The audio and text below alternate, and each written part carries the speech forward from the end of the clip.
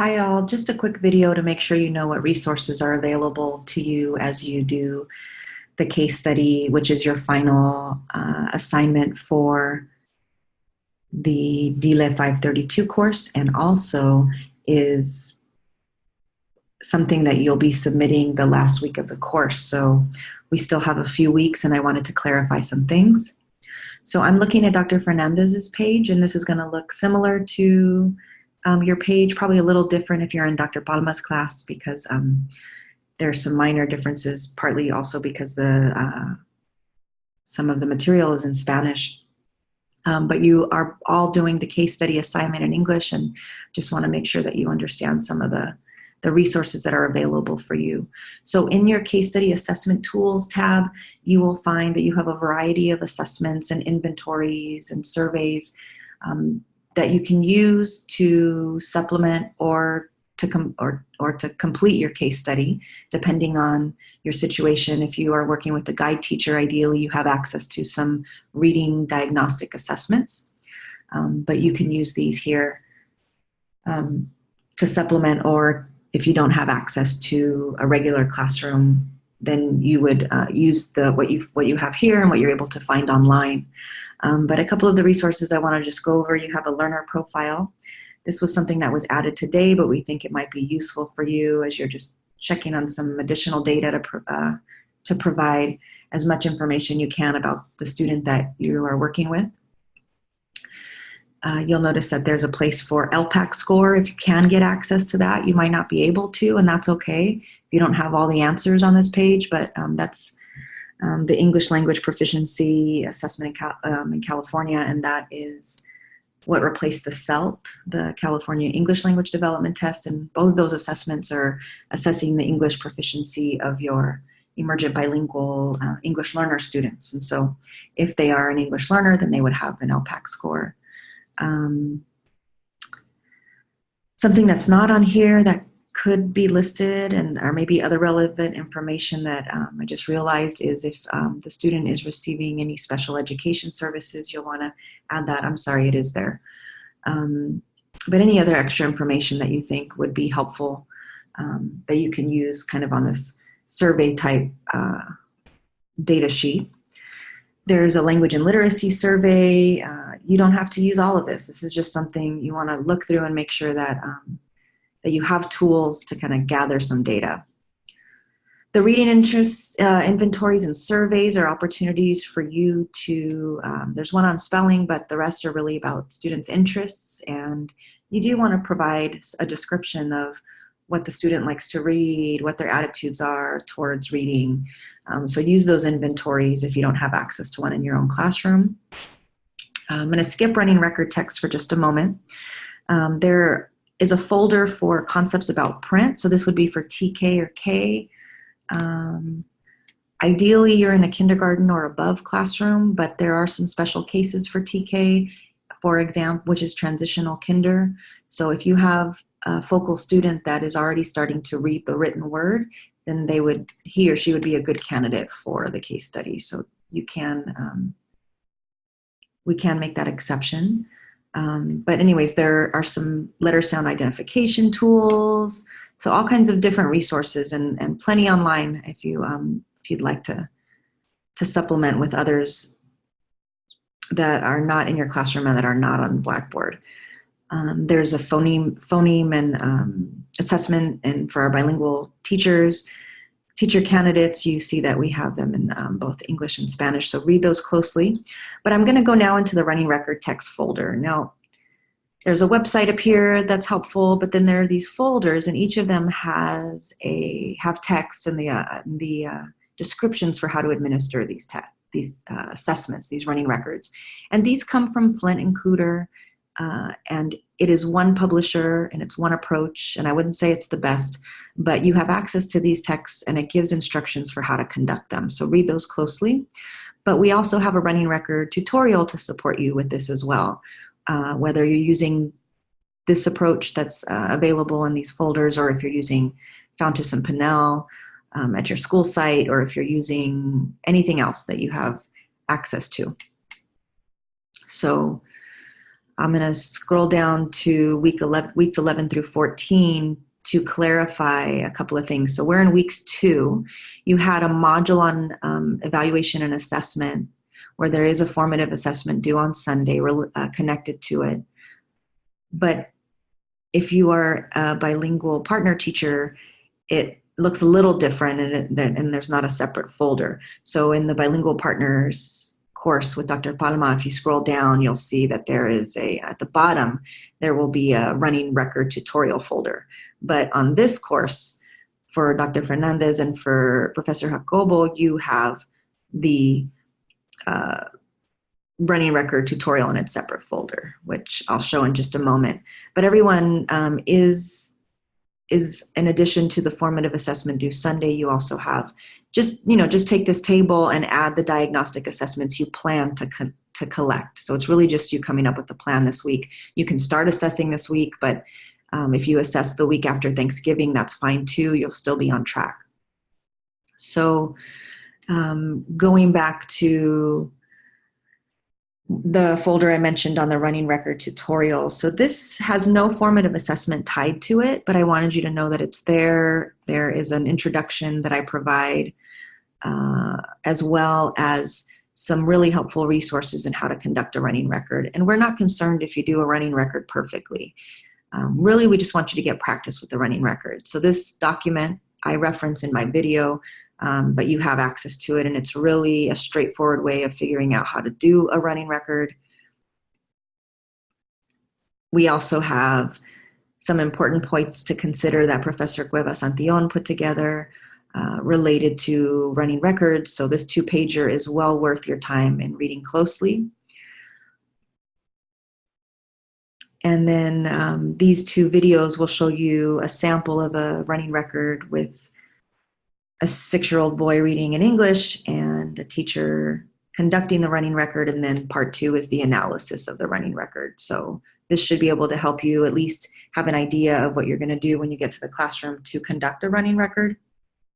Keep in mind that if a student isn't able to read the grade level text, you might want to have, I recommend that you have a backup text at a grade level, both lower than their current grade level and higher than their current grade level in the case that it's too easy or too hard for them, because then you can switch it out and try a different level.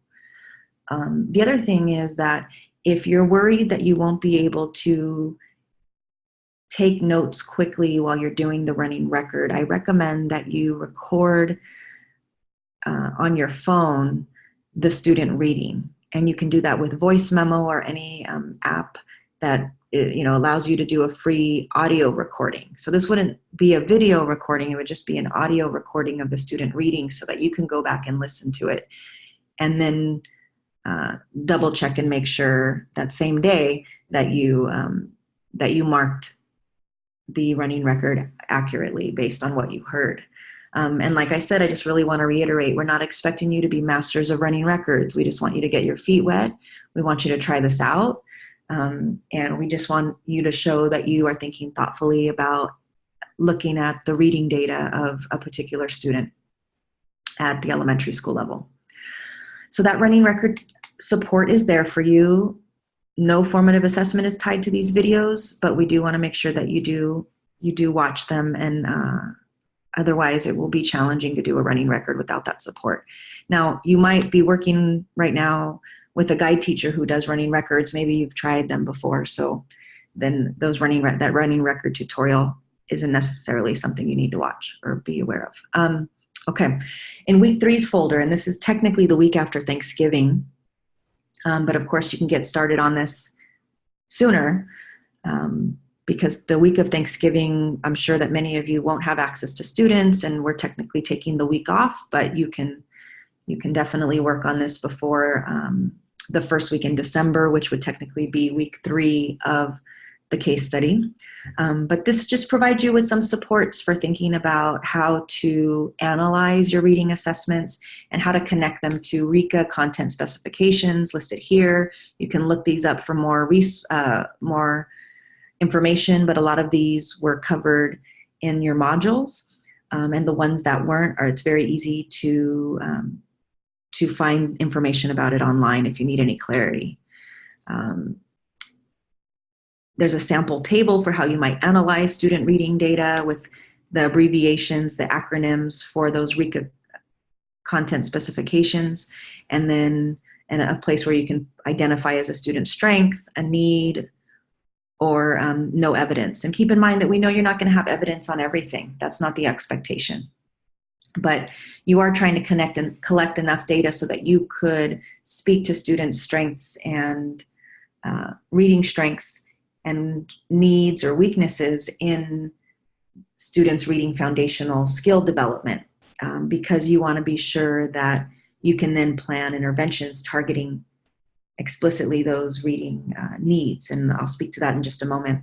And then I just want to reference here that here's a sample of how a student in previous years wrote up the observational note synthesis part of the case study. So you can look at this for ideas on how you might write yours, but you'll notice that it's very detailed, and that this student gives quite a bit of information on the student because she worked with her, interviewed her, talked to her. And then just so you know, the SALT is now called the LPAC. So that's the English Learner Proficiency Exam. So just wanted to clarify that here. There is no formative assessment tied to this module for week 3, which means that there is nothing due that week, but of course be in touch with your professors if you need extra support. I know that they're offering Zoom sessions and opportunities for you to interact and ask questions as well. So these are just resources. I want to just speak briefly now to week 4, which is the second week of December. This is an opportunity for you to plan your intervention lessons using different resources we've provided. And keep in mind that you're using the California Common Core Standards, which you should have an official copy of them, the side-by-side Common Core and Espanol, so that they're in Spanish and in English. And then you have the grade level. You're going to be using whichever grade level your student is currently enrolled in, although if there is a need that you can't find, like let's say your student is below grade level and the student is in 2nd grade, you might find the skill to target in the 1st grade standards.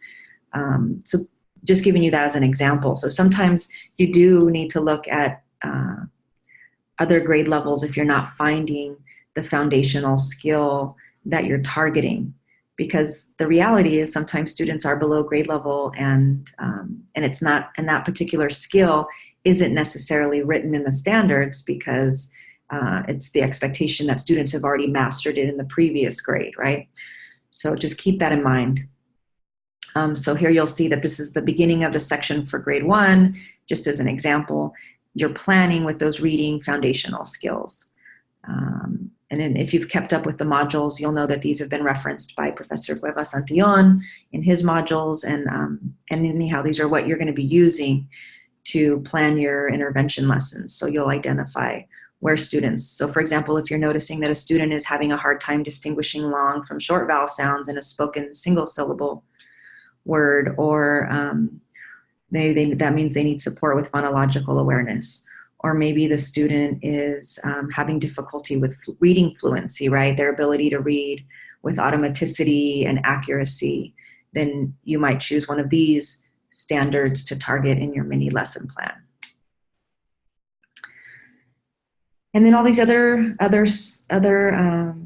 resources are really just to give you some ideas. Of course, you can use other things on the web.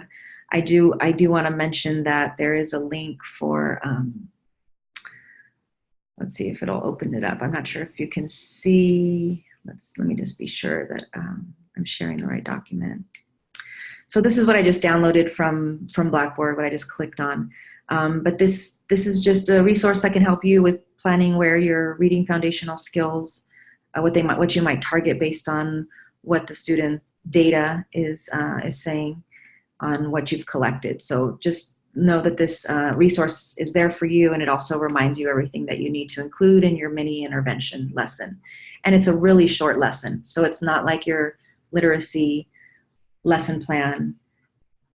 It is very brief and to the point, and so these are no more than 1 page each, but just be sure that you include all of these components so that you can earn full points for your intervention plan. Your 2 intervention plans, don't forget that you need 2. Now, if you decide that you want to do 2 different lessons on the same skill, that's okay. So to clarify, you're identifying 2 reading strengths and 2 reading needs based on your students' data, on the data you've collected. And a strength might be something like the student is able to decode, one-syllable words, and maybe the need areas, the student isn't able to decode multisyllabic words, or maybe the student needs additional support with long vowel spelling patterns or something, right? So anyhow, you're thinking about what strengths they have and what you can build on, and then you are planning your lesson with a specific need in mind, tied to the Common Core standard that you've identified from the reading foundational skills section. But let's say that your student is really below grade level and it's challenging for you to figure out what some strengths are. It gets easier to find and build on student strengths with experience, just to share that with you. But let's say that you're really struggling. If the student is showing motivation, I would suggest that that's a big strength. But you'll want to make sure you have data in your observational notes or in maybe one of the reading surveys to be sure that that you have data to suggest that this could be a student's reading strength that you're building on. But try really hard to make sure at least one, and ideally both, of the reading strengths are something that are tangible, that you can build from. So what the student can do, and then what you're targeting in that in those intervention plans is really important. But to go back, I wanted to just say that if you wanted to teach the same target foundational skill, but in 2 different lessons, that would be fine. So you could just choose one of the student needs or weaknesses to teach to. So for example, if inferential comprehension is what the student is struggling with, you can do both of your intervention plans on that topic. They just would be different lessons, right? But that would be the same. That's the skill that you would focus on for both. So just wanted to share that. And then remember that you're assessing one more time using one of the original diagnostics. So the running record or a phonemic awareness assessment, a spelling exam, whatever it is that you're targeting, you want to administer the diagnostic that you did at the beginning. You'll want to administer it again. If it's a running record, you could potentially use the same text, or you could just use a different one at that same grade level. So if you need additional ones, you can email me for additional text if you don't have access to a classroom. So hopefully that was helpful. Read through, and lastly, this week 4 planning reading interventions, there's no formative assessment that's due that week. You're of course working on these tasks in the folder. So once again, you have plenty of time to do this. If you do need a little bit of an extension, though, you can work with your professor. But just know that this has been done by multiple students before you, and it also is done with students in the School of Teacher Education at San Diego State as well. They have to do a case study because it is preparing you not just for the RECA, but also for really thinking about how you can do an assessment cycle with a diagnostic, a formative through your intervention, and then a reassessment or a post-assessment that could be used as a summative assessment to really demonstrate that you're targeting students' needs, building on their strengths, and understanding how reading foundational skills are critical for student success and the mastery of it, in the early grades, so that they're more likely to be successful later on in their schooling. So good luck, reach out to your professors as needed, and have a great evening.